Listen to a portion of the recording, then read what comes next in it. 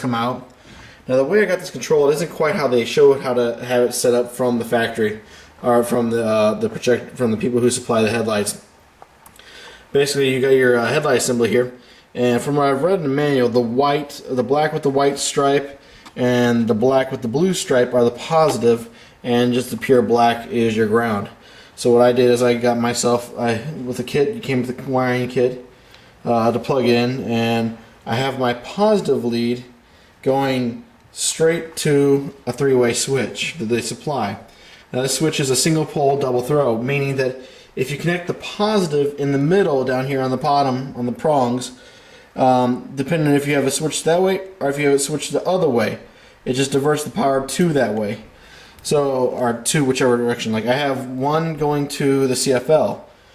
This is the hot wires that connects from that. When I have it in daytime running, I'll be driving just with the angel eyes on by themselves, and then I have the ground wire here that will plug into my wire harness, and that feeds the transformers. Now when I flip it the other way, when I flip the switch the other way, it'll actually come to this little prong right here. This prong, once I get done modifying it, will plug into both control boxes. When you buy this kit, you get 2 h.i.d. ballasts, and you also get 2 compact fluorescent or the angel eyes ballast.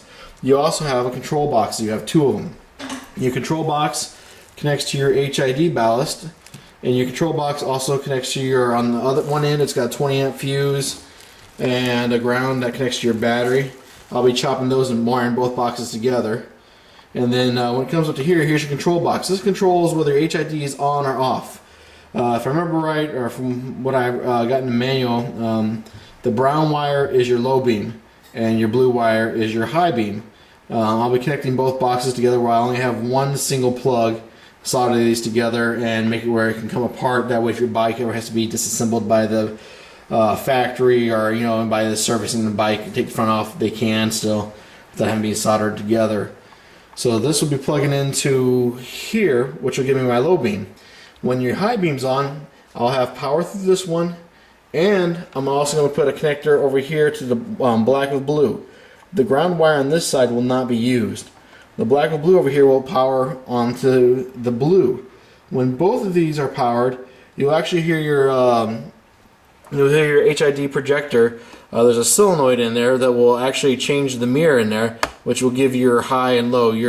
With a h.i.d. lamp, it doesn't actually change the brightness on it. All it does is the reflector inside changes angle, which causes your high and low. So now all I have to do is finish a few more soldering connections.